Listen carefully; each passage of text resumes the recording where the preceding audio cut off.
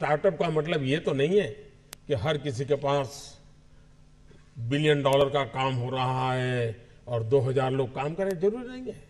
5 लोगों को भी अगर मैं रोजगार देता हूं तो मेरा स्टार्टअप मेरे देश को आगे बढ़ा रहा है।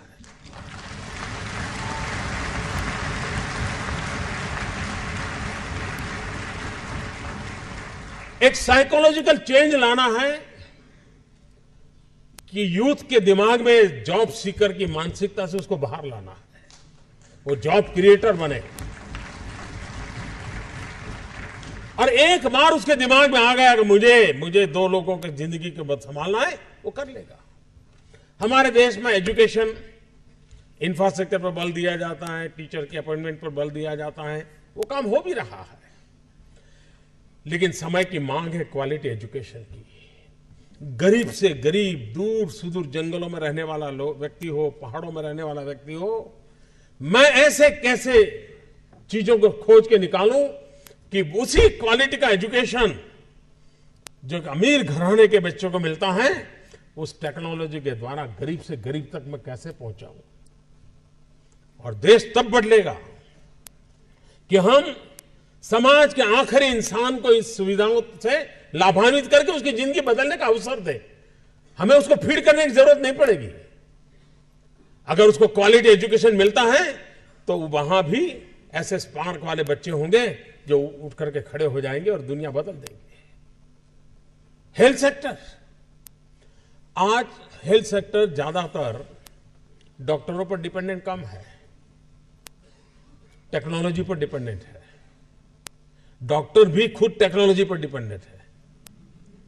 मशीन तय करता है कि तुम्हें क्या तकलीफ है, फिर डॉक्टर कहता है ठीक है, मैं किताब देखकर ये ले लो। इसका मतलब हेल्थ सेक्टर में टेक्नोलॉजी इनोवेशन की संभावनाएं बढ़ती चली जा रही है। लेकिन भारत जैसे देश में ये अफोर्डेबल कैसे हो, ये हमारे सामने चुनौती है। सस्ते में सस्ता व्यवस्था का कैसे बने, इस पर हम सोचें, नएपन से सोचें। और इसलिए स्टार्टअप कहने के बाद कुछ लोगों की सोच होती है तो बड़ा हाई फाई होगा, लैपटॉप के बाहर दुनिया कुछ नहीं होगी, मोबाइल से जुड़े होंगे। ऐसा नहीं है। ये लोग हैं जिन्होंने कोई न कोई कमाल किए। यहां हर प्रकार के लोग हैं। स्टार्टअप इंडिया तो मैं मान के चलता हूं स्टैंड अप इंडिया। इसके लिए मुझे अलग सोच करने की जरूरत नहीं है। जिस देश के पास 800 मिलियन 35 से कम आयु के नौजवान हो, जिस देश के नौजवानों के पास टैलेंट हो, हाथ में हुनर हो, अपरंपार सपने हो और पूरी दुनिया में अवकाश ही अवकाश हो, क्या नहीं हो सकता है।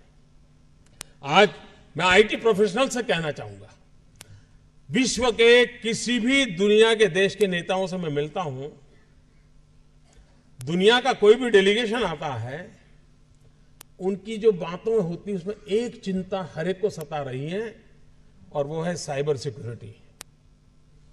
हर कोई परेशान है साइबर सिक्योरिटी को लेकर के। क्या भारत साइबर सिक्योरिटी प्रोवाइडर के रूप में अथॉरिटी बन सकता है? एक बार हिंदुस्तान का ब्रांड का साइबर सिक्योरिटी का सॉफ्टवेयर मिल गया, अब दुनिया की कोई ताकत उसको हिला नहीं सकती। ये कर सकते हैं क्या? मानव जात के लिए चुनौतियां आवश्यक हैं, क्योंकि सरफरे लोग तो हैं जो तबाही करने पर तुले हुए हैं। लेकिन हम मानवता को बचा भी तो सकते हैं। हमारे पास इस प्रकार के लोग हैं। और ये भी सही है, भारत के पास मिलियंस ऑफ मिलियन प्रॉब्लम है, कोई इनकार नहीं कर सकता है।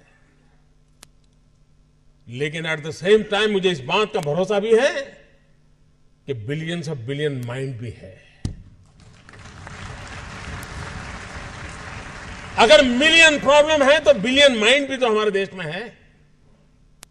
हर स्टार्टअप के पीछे कोई न कोई समस्या के समाधान का इरादा रहना चाहिए।